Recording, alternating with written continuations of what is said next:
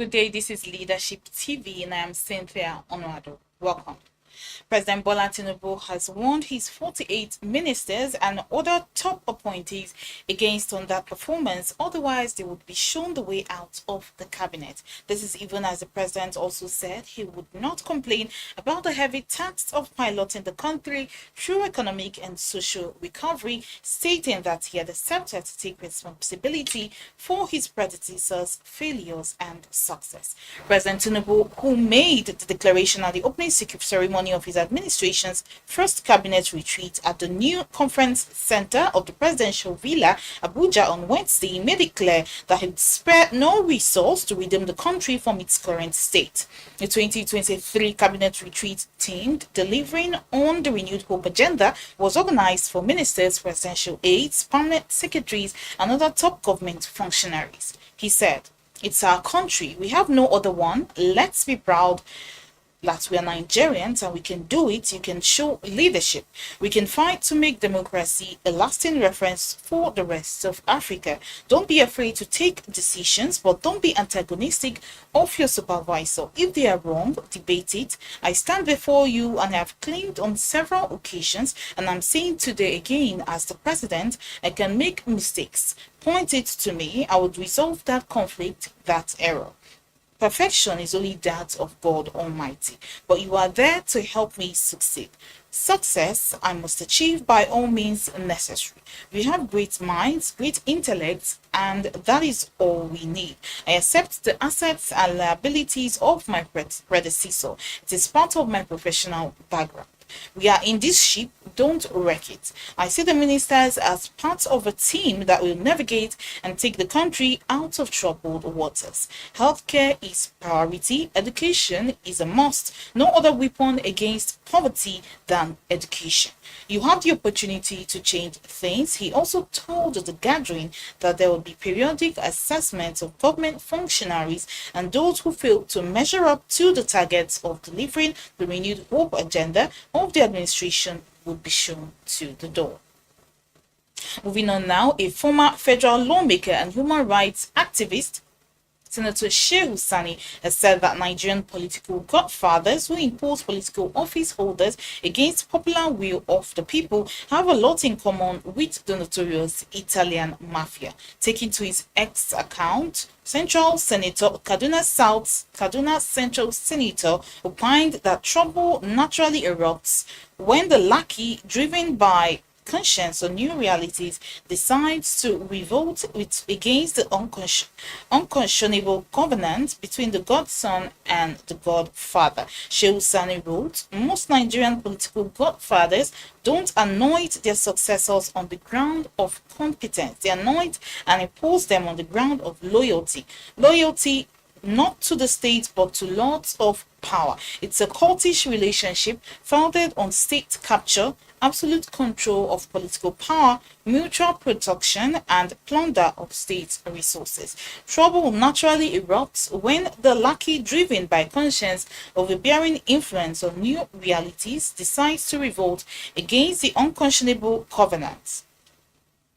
Moving on now, late American singer Michael Jackson, known as the King of Pop, has been ranked the world's highest paid dead celebrity of 2023. He was named the highest earning deceased celebrity on Forbes magazine's 2023 annual list released on Tuesday, with an estimated $115 million in earnings. This is the first time Jackson has held the top spot in 4 years. Jackson's late father-in-law, Elvis Presley, came in second place with an estimated $100 million in earnings. Other deceased celebrities who made the top 13 deceased list include Bob Marley, Prince, John Lennon, and Whitney Houston. The late celebrity earned a rough estimate of $470 million during the past year, a 70% decrease from 2022.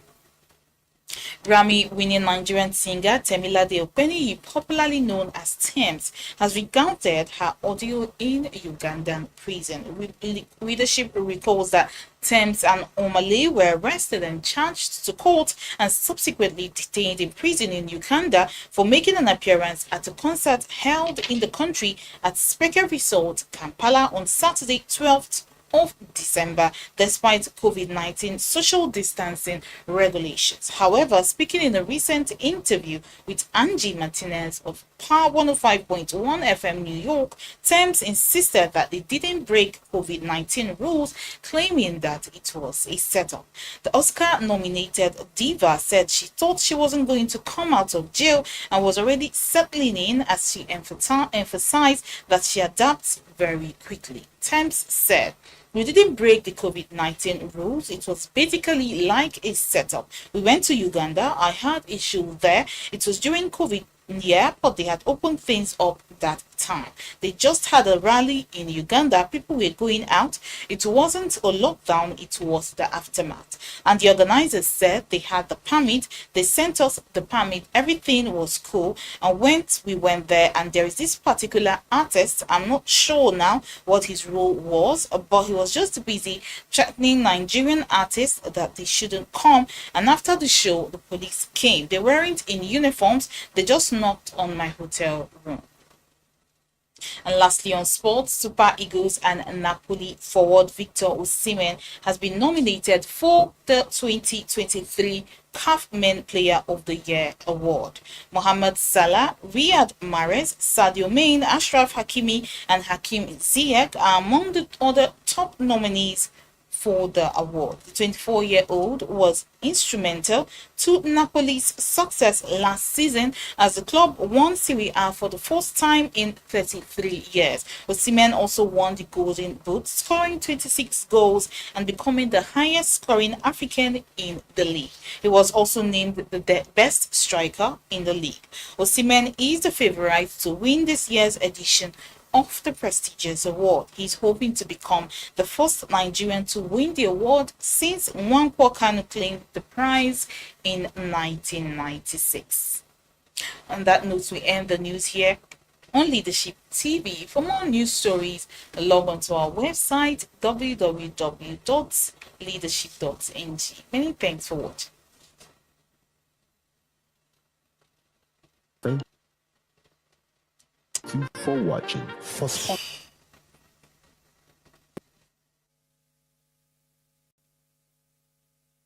sponsorship, please.